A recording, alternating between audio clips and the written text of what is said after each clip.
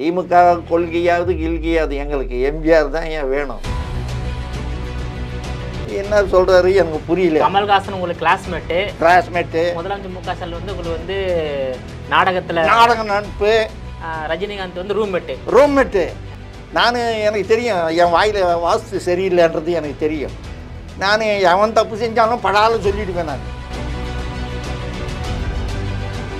இளையராஜா எல்லாம் யாருக்கும் தெரியாது சார். பாஸ்கர் தான் சார். நாங்கள் பாஸ்கர் கூட தான் பழக்கம். எங்களுக்கு பாஸ்கர் தான் நண்பர். நான் மு க ஸ்டாலினை எதிர்த்து போட்டியிடணும்னு ஆசைப்பட்றேன் சார். அப்போ படத்தூரில் போட்டிடணும். அவர் அந்த தொகுதியில் போக மாட்டார். இப்போ 2026 இல்லையா? ஆமாம். ஏன் நண்பர் முதலமைச்சராக இருக்காரு, எப்படி பார்க்குறீங்க? நான் வந்து பெருமைப்படலை சார். ஜனங்கள்லாம் திட்டுறாங்க.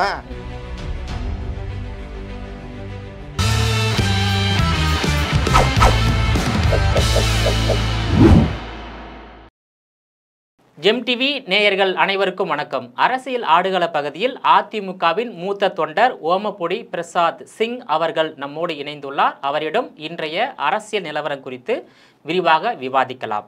சார் வணக்கம். சார் வணக்கம் சார். நீங்கள் வந்து எம்ஜிஆர் காலத்து அதிமுக தீவிர தொண்டர். எம்ஜிஆர் காலத்தில் தொடங்கப்பட்ட அதிமுக எம்ஜிஆர் காலத்தில் சட்டமன்ற தேர்தலில் தோல்வியை சந்திக்கலை. ஆனால் இன்னைக்கு அதற்கு எதிர்மாறாக எடப்பாடி பழனிசாமி தலைமையிலான அதிமுக 2019ஆம் ஆண்டு முதல் தொடர் தோல்வி சந்தித்து வருகிறது. இந்த தோல்வி 2026லும் தொடரும்.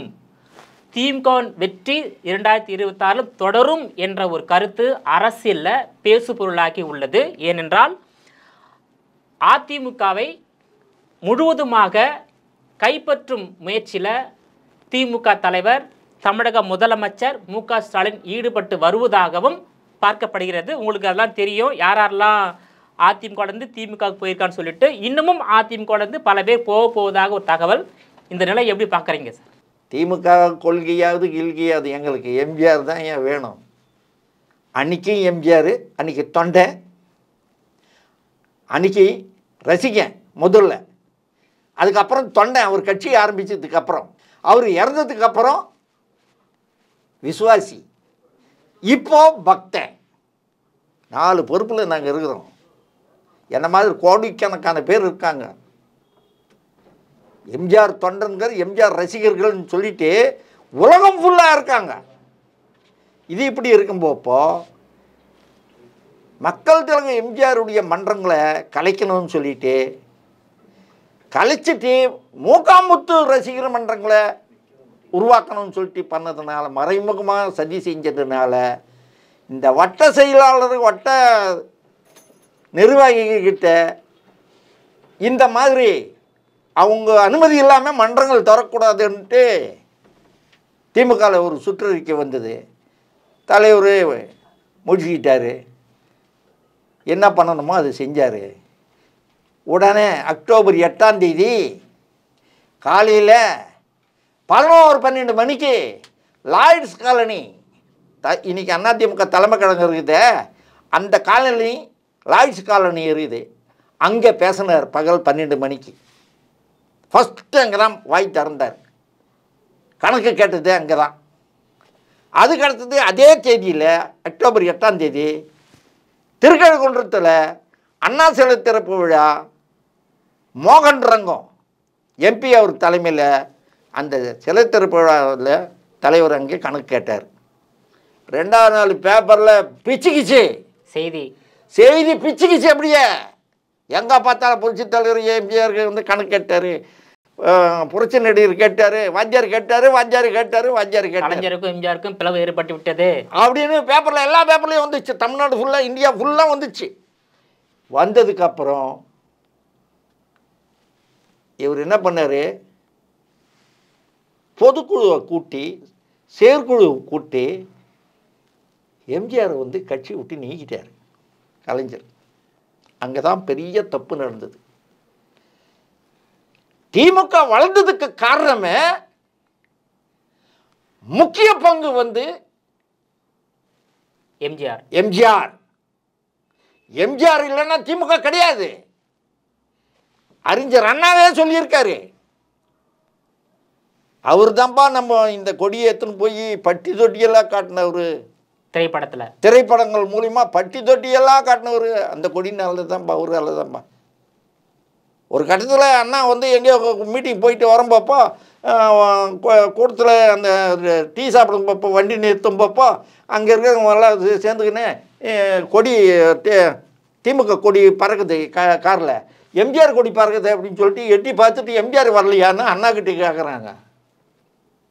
அண்ணாக்கிட்ட கேட்டோன்னா சிவி ராஜகோபால் ஒரு அண்ணாவுடைய பாலிய நண்பன் பக்கத்து வீட்டுக்காரு காஞ்சிபுரத்தில், அவருக்கு அண்ணாவுக்கும் தகராறு ஆகுது.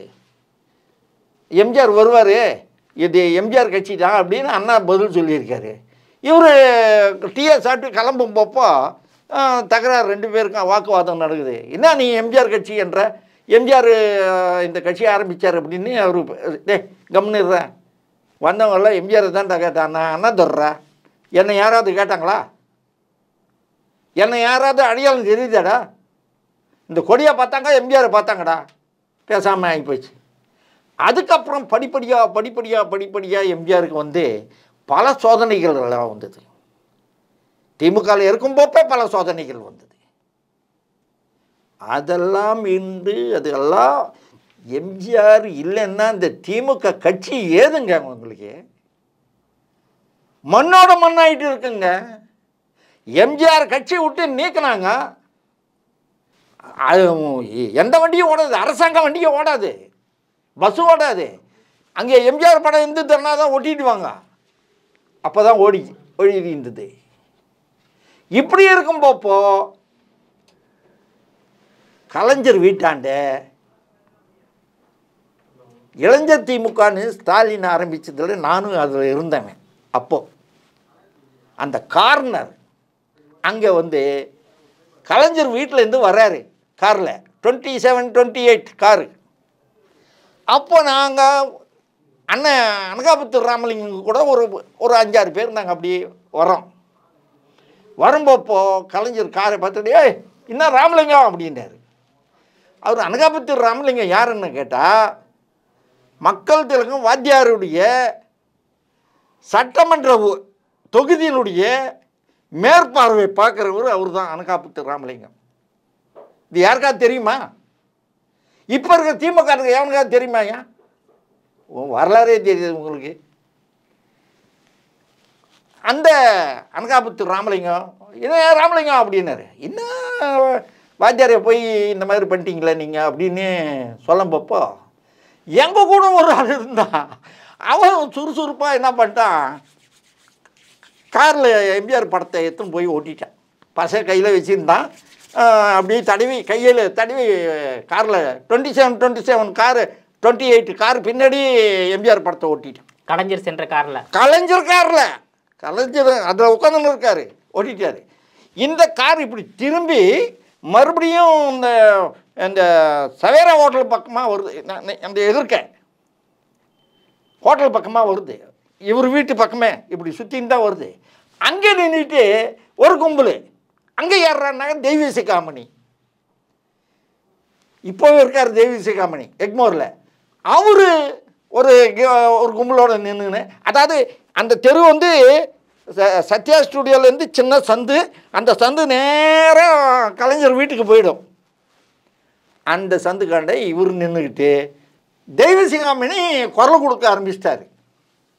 குரல் கொடுத்த உடனே நேராக இவருக்கு கலைஞருக்கு பயம் வந்துட்டு உடனே எங்கேயோ போக வேண்டியவர் மறுபடியும் வீட்டுக்கு வந்துட்டு அவர் வீட்டுக்குள்ளேயே அந்த தெருவையே சுற்றி வர்றாரு. அன்றைக்கி நடந்தது. உடனே திமுகவினுடைய 50 தலைவர்களில் ஒருத்தர் NV நடராஜன், முன்னாள் அமைச்சர், அண்ணா பிரிவில் அமைச்சராக இருந்தவர் NV நடராஜன், சத்தியவாணி முத்து, நாஞ்சில் மனோகரன், முரசொலி மாறன், 71 சென்னை மாவட்டத்தினுடைய திமுகவினுடைய மாவட்ட செயலாளர் நீலநாராயணன், அவங்க கூட சேர்ந்து எம்ஜிஆருடைய மேனேஜர் அண்ணன் ஆரம்பி அந்த சத்யா ஸ்டுடியோவில் சமாதான பேச்சுவார்த்தைக்கு உட்காந்துட்டாங்க. சமாதான பேச்சுவார்த்தை நடக்குது. தலைவருக்கு வந்து எல்லாத்தையும் மன்னிக்கிற அவர் வந்து கருணை கடவுள் சார், மக்கள் திலகம். அவர் சரி மன்னிச்சிட்டோம் அப்படின்னு சொல்லிட்டு அவர் வாபஸ் வாங்கிக்கிறேன், சொன்னதெல்லாம் திருப்பி நான் அறிக்கை கொடுக்குறேன், பத்திரிக்கை கொடுக்குறேன் அப்படின்னு சொல்லிட்டு எல்லாம் சமாதானம் ஆகிட்டாங்க. கட்சியெல்லாம் ஆரம்பிக்கிற மாதிரி எம்ஜிஆர் கிடையாது. அந்த நேரத்தில் அனைத்துலக எம்ஜிஆர் மன்ற தலைவர் முசிறிப்புத்தன், அந்த முசிறிப்புத்தனும் பார்டர் தோட்டத்தில் இருந்தார். பார்டர் தோட்டத்துக்கு நான் அவர்கிட்ட போவேன்.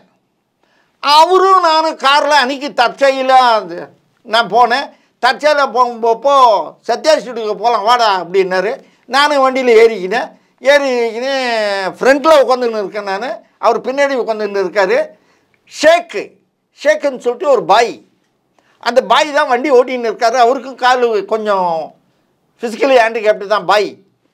இவர் அண்ணன் முசிறிப்புத்தனும் ஹேண்டிகேப்டு தான்.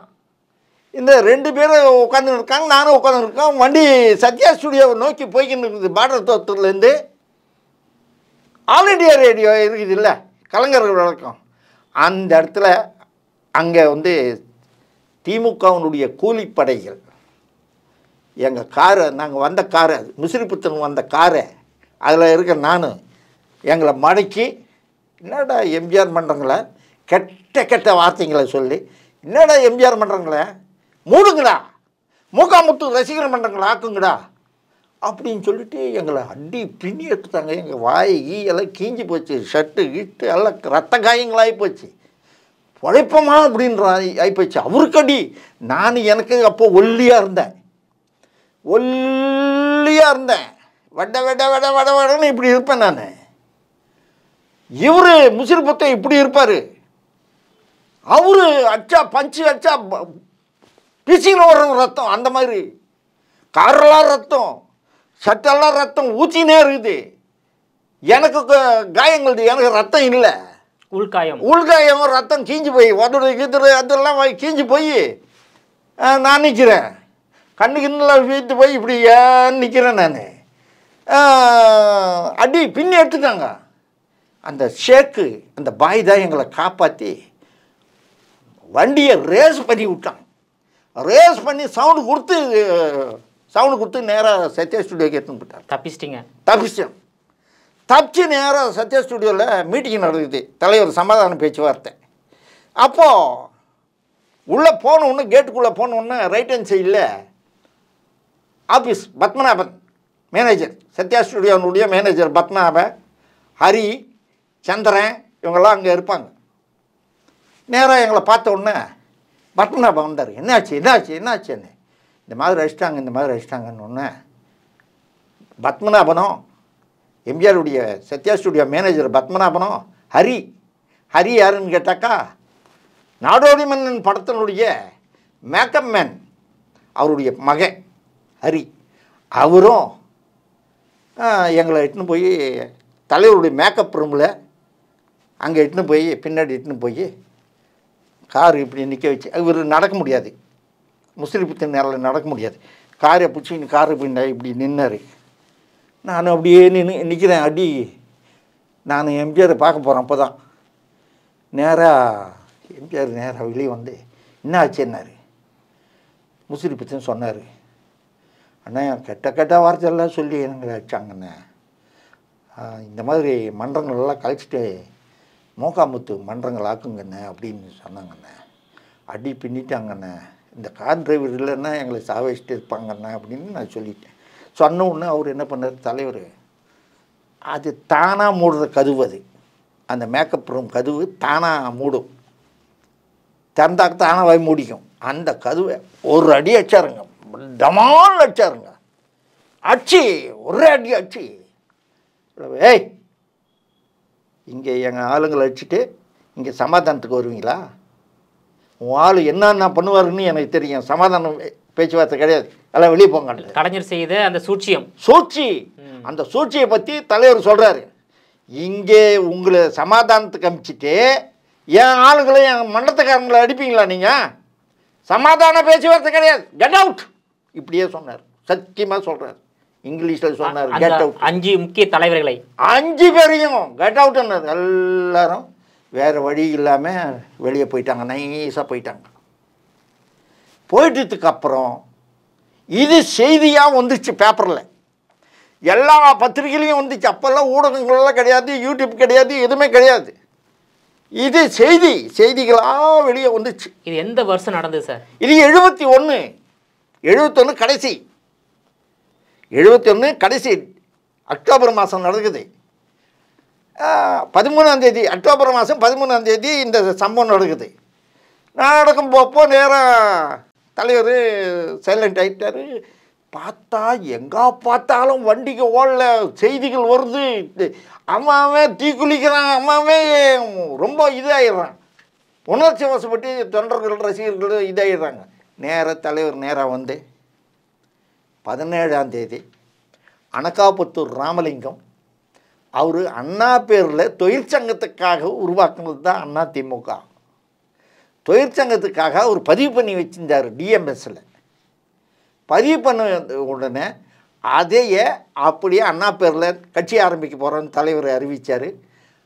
17ஆம் தேதி அறிவித்தார், 18ஆம் தேதி ரிஜிஸ்டர் பண்ணார். இதுதான் அதிமுகனுடைய வரலாறு. உங்களுக்கும் தற்போதைய முதலமைச்சர் மு க ஸ்டாலினுக்கும் ஏற்பட்ட உறவு, நீங்கள் இருவரும் இணைந்து எத்தனை நாடகங்கள் நடிச்சிருக்கீங்க சார்? நாங்கள் 2 பேரும் 40 நாடகங்களில் நடித்தேன் சார். நடிச்சிருக்கீங்க? ஆமாம் சார். 2 பேரும் இணைஞ்சி நான் இப்போ இருக்கிற முதலமைச்சர் ஸ்டாலின் நான் 40 நாடகம் நடித்தோம். அது மட்டும் இல்லாத கலைஞர் எழுதின நாடகங்கள் உன்னைத்தான் தம்பி, அதில் வந்து நான் மாணவ தலைவனாக நடித்தேன். சிவகங்கை சேதுராசன் அதில் நடித்தார். ஐயா தெரியாத ஐயா ராமாராவ் நடிகர், அவரும் நடித்தார். ஜி சகுந்தலா அந்த அம்மா நடித்தாங்க. எல்லோரும் பெரிய பெரிய ராஜவேலு அவரும் நடித்தார். எல்லோரும் அவங்க கூட பெரிய டீம் அது. அந்த டீமில் நானும் நடித்தேன் சார். தமிழ்நாடு ஃபுல்லாக அந்த நாடகங்கள்லாம் நடந்தது, மாநாட்டிலலாம் நடந்தது, மாநாட்டிலலாம் நடிச்சிருக்கேன் நான். ஸோ அதனால் எனக்கு அவர் ஸ்டாலின் கூட நல்ல நட்பு. நான் எத்தனை வருஷம் நட்பு? அவர் எம்ஜிஆர் ரசிகன் சார். ஸ்டாலின் வந்து அவர் பக்கா எம்ஜிஆர் ரசிகன். அவங்க வீட்டில் 24 மணி நேரம் சார். அந்த பின்னாடி ரூம் இன்னும் இருக்குது. அந்த ரூமை டெமாலிஷ் பண்ணல கோபாலபுரத்தில். அந்த ரூமு வந்து அந்த ரூமுக்கு உள்ளேருந்து வந்தால் ஒரு வழி, வெளியே போகிறதுக்கு ஒரு வழி, 2 வழி இருக்கும் அந்த ரூமுக்கு. அந்த ரூமில் தான் நாங்கள் பாய் போட்டுன்னு இந்த இவ்வளோ பெரிய அல்மாரில் சிங்கப்பூரில் இருக்கிற டேப் ரெக்கார்டு இருக்கும். அதை எம்ஜிஆர் பாட்டாக போட்டு பாட்டு கேட்டுன்னு டான்ஸ் ஆடிக்கின்னு இருப்போம் நாங்கள். இதுதான் நடந்தது சார். அதுக்கப்புறம் நான் வந்து எம்ஜிஆருக்காக கூட வந்துட்டேன் நான். அவரும் அவங்க அப்பா கூட போயிட்டார். கமலஹாசன் கூட நான் இருந்தேன். ரஜினிகாந்த் நான் நாடகங்களில் நடிக்கும் போப்போ அவர் மியூசிக் அகாடமிக்கு பின்னாடி, அது புதுப்பேட்டைன்ற ஏரியா, அந்த ஏரியாவில் அவர் இருந்தார். ஒரு சிங்கிள் ரூமு. அந்த சிங்கிள் ரூமில் இங்கே ஒரு கட்டில், அங்கே ஒரு கட்டில், மேலே 2 பேர் படுப்பாங்க, கீழே 2 பேர் படுப்போம். நான் மத்தியான நேரத்தில் இந்த நாடகங்களுக்காக அந்த சபாங்களுக்கெல்லாம் அப்படியே சுற்றி பார்த்துட்டு அங்கே வருவேன், அங்கே படுத்துப்பேன் ரஜினி ரூமில். என்னை அறிமுகப்படுத்துனத ரஜினிகளோட அறிமுகப்படுத்துனத ரஜினியுடைய நண்பன் நடராஜன், ஆவி நடராஜன் அவருக்கு டைட்டிலு. அன்புள்ள ரஜினி படத்தை டைரக்ட் பண்ணவர் அவர் தான் என்னை அறிமுகப்படுத்தினத. அப்போது நான் பிரமிளா, அதுக்கப்புறம் பிரமிளானுடைய ட்ரூப்பில் மெயின் காமெடி ஏஎஸ் பிரகாசம் டைரெக்ஷனில். அப்போது இவரும் என்னுடைய நாடக ஒத்திகை நடிகர் சங்கத்தில் நடக்கும். அந்த நடிகர் சங்கத்துக்கு நடக்கும் போப்போ ஒத்திகைக்கே ரஜினிகாந்த் வருவார். வந்து கருப்பு ஷேண்ட்டு, கருப்பு பேண்ட்டு ஷர்ட்டு போட்டுன்னு ஒரு ஸ்கூட்டர் வச்சுருப்பார் ஒயிட்டாக. அந்த ஸ்கூட்டரில் ட்ருன்னு லேமினேட்டா வண்டி ரஜினிகாந்த். அது ஓட்ட ஸ்கூட்டர். அது அந்த ஸ்கூட்டரில் ஓட்டின்னு ட்ருன்னு வருவார். அவர் வந்து நின்று பார்ப்பார். பார்த்துட்டு நான் நடிக்கும் போப்போ பார்த்துட்டு கட்டி பிடிச்சிட்டு சூப்பர்னுவார். என்ன சொல்கிறாரு எனக்கு புரியல. கமல்ஹாசன் உங்களுக்கு கிளாஸ்மேட்டு, கிளாஸ்மேட்டு, முதலமைச்சர் மு க ஸ்டாலின் வந்து உங்களுக்கு வந்து நாடகத்தில் நாடக நட்பு, ரஜினிகாந்த் வந்து ரூம்மேட்டு. எனக்கு தெரியும் என் வாயில் வாஸ்து சரியில்லைன்றது எனக்கு தெரியும். நான் எவன் தப்பு செஞ்சாலும் படாலும் சொல்லிவிடுவேன், நான் எதிர்க்கே சொல்லிவிடுவேன். நான் இதை தான் என் வாயில் வாஸ்து சரியில்லைன்றது எனக்கே தெரியும். பயப்பட வேண்டிய அவசியம் கிடையாது. உண்மையை சொல்கிறதுக்கு என்ன பயமா? ஒன்றும் கிடையாது. ரஜினிகாந்த் வந்து அவர் வந்து ஒரு டைப்பு, யார் பற்றியும் எதுவுமே பேச மாட்டார். அவர் வேலை வேலை வேலை வேலை வேலை தான் உண்டு, வேலை தான் உண்டு. அந்த ஸ்டுடியோவில் ஏவிஎம் ஸ்டுடியோவில் தான் கிடப்பார். எப்போ பார்த்தாலும் இந்த ஃப்ளோரு இல்லைன்னா அந்த ஃப்ளோரு இந்த 4 ஃப்ளோர் 5 ஃப்ளோர் 6 ஃப்ளோர் இருக்குது. எதுலையாவது ஒன்றுத்தில் ரஜினியனுடைய ஷூட்டிங் நடந்துன்னே இருக்கும். இந்த 4 பேர் உட்காருவாங்க இல்லை சார், ஒரு தின்ன மாதிரி இருக்குமே, அதில் வந்து பத்துன்னு இருப்பார் சார். சிம்பிளாக இருப்பார் சார், ரொம்ப சிம்பிள், ரொம்ப ரொம்ப சிம்பிள். மற்ற நடிகர்கள் மாதிரி கிடையாது. நீங்களும் தங்கிட்டு இருந்தீங்க அவரோட? ஆமாம். நான் நிறைய தடவை பார்த்துருக்கேன். அதில் ஏவிஎம்னுடைய என்எஸ் மணி, லக்ஷ்மி நாராயண மூர்த்தி, ரஜினிகாந்த் மறக்க முடியாது, எஸ்பி முத்துராம, இவங்களெல்லாம் மறக்க முடியாது. நான் எல்லாம் ஒரு செட்டாக இருந்தோம். ராமராவு. இப்போ வந்து நீங்கள் ஸ்டாலினுடன் ஒரு 40 நாடகம் நடிச்சிருக்கீங்க, முதலமைச்சர் மு க ஸ்டாலினுடன். அதுக்கப்புறம் வந்து ரஜினியோட ரூம்மேட்டு சொல்லியிருக்கீங்க. ஆமாங்க. கமல்ஹாசன் வந்து கிளாஸ்மேட்டு. ஆமாங்க. இப்போ கமல்ஹாசன் வந்து நடிப்பில் உலக நாயகன். ஆமாங்க. ரஜினிகாந்த் வந்து நடிப்பில் சூப்பர் ஸ்டாரு. ஆமாங்க.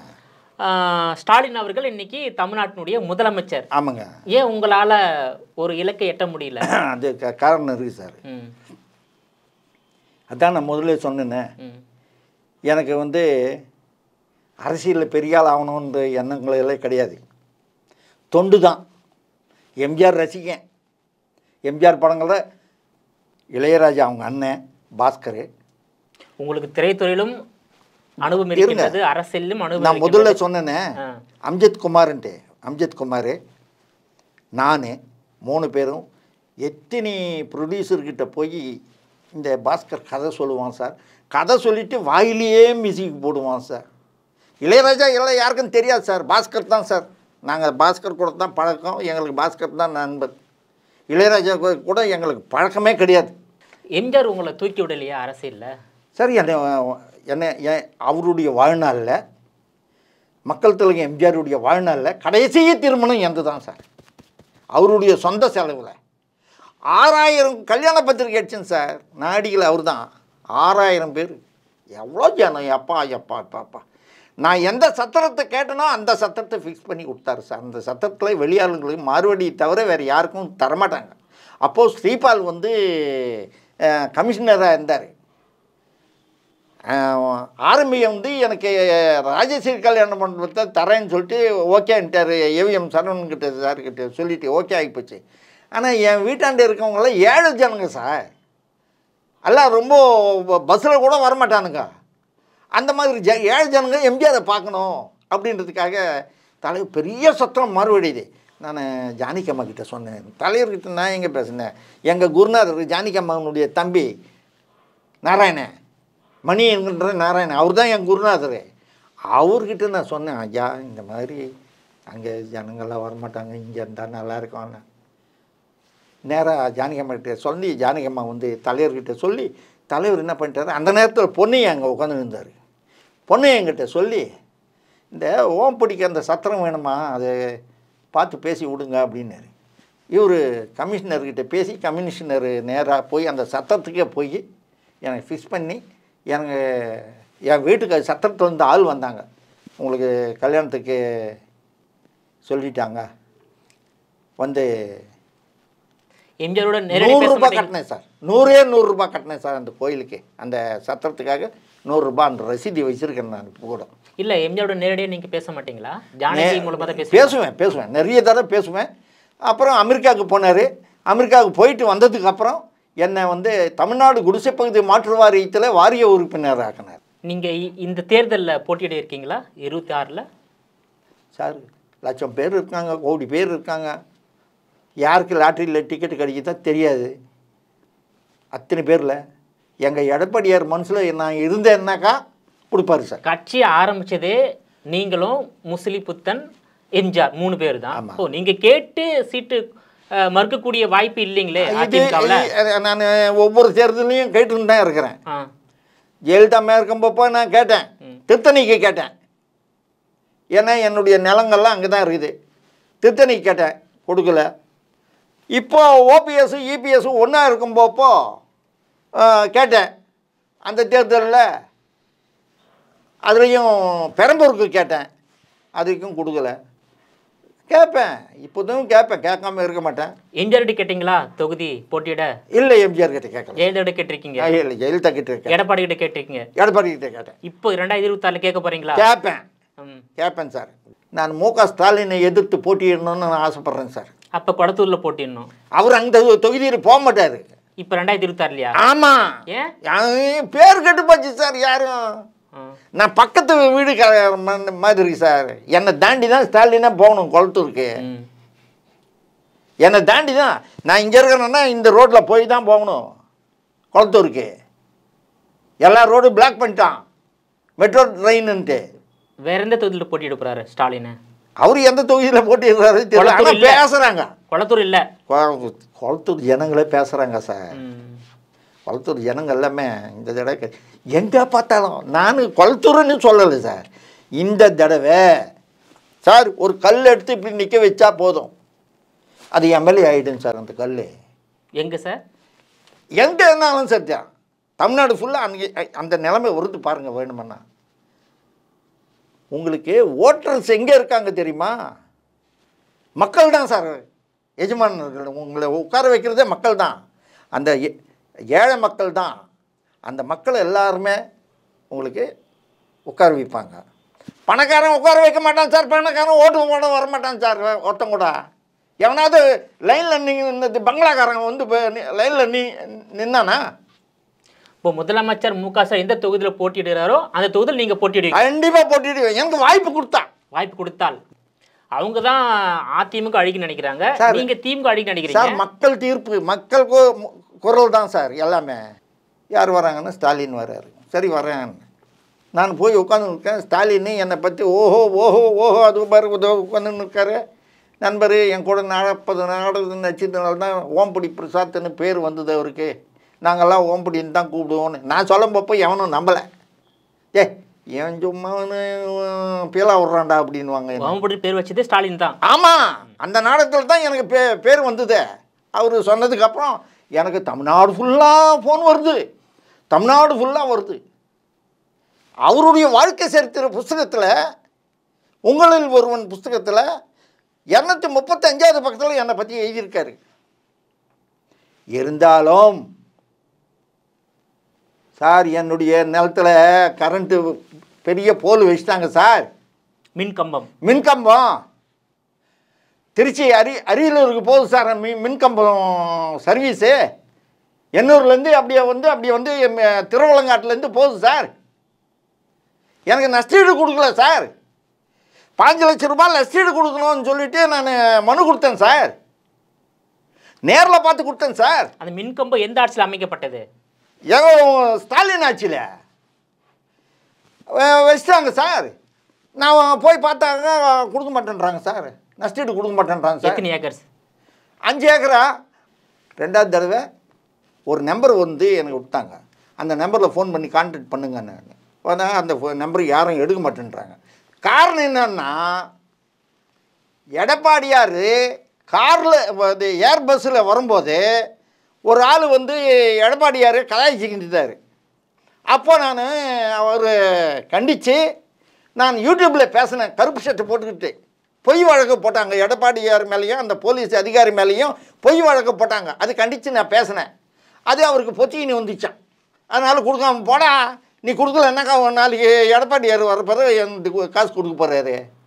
இல்லைன்னா நான் நீதிமன்றம் இருக்கிறேன். எனக்கு மாண்புமிகு நீதியரசர்கிட்ட போய் சொன்னேன், ஐயா எனக்கு கொடுக்கல ஐயா, இதையா என் நிலம் இது அப்படின்னு சொல்லிட்டு சொன்னேன்னா கொடுக்க போகிறாங்க, ஆர்டர் போட போகிறாங்க. மனு கொடுத்து எவ்வளோ நாள் ஆகுது சார்? ஆகிப்போச்சு சார், 3 வருஷம் ஆகிப்போச்சு. எந்த நடவடிக்கை எடுக்கல? வந்து நடவடிக்கை எடுக்கல. ஒரு நண்பருக்கே துரோகம் பண்ணிட்டாரு. துரோகம் அது சார். அவங்கெல்லாம் சொல்கிறதெல்லாம் ஒன்று, செய்கிறதெல்லாம் ஒன்று சார். கலெக்ஷன் தான். எவன் இது எடுத்துன்னு வரான்னா அப்படியே கையை தான் பார்ப்பாங்க. புரியுதுங்களா? நான் அனுபவிச்சிட்டேன் சார். நான் உங்கள் கூட இல்லை, எல்லாரும் கூட நான் அனுபவிச்சிட்டேன். ஒரே கட்சி அதிமுக சாவர வரலும். சரி, முதலமைச்சர் ஒரு நல்ல முதலமைச்சராக எப்படி பார்க்குறீங்க? ஒரு நண்பர் முதலமைச்சராக ஆகியிருக்காரு, எப்படி பார்க்குறீங்க? நான் வந்து பெருமைப்படலை சார். ஜனங்கள்லாம் திட்டுறாங்க, நீங்களும் திட்டுறீங்களா? நானும் திட்டுறேன். ஏங்க ஜனம் ஒருத்தனாவது நல்லா இருக்கானே, நல்லா சொல்கிறேண்ணா சார். ஒருத்தன் கூட சொல்லலை சார் நல்லா செய்கிறாருங்க பரவாயில்ல அப்படின்னு. அதுதான் சார் மக்கள் தீர்ப்பு தான் சார் எல்லாமே. ஓகே சார், உங்களுடைய விரிவான தகவலுக்கு ரொம்ப நன்றி சார். நன்றி.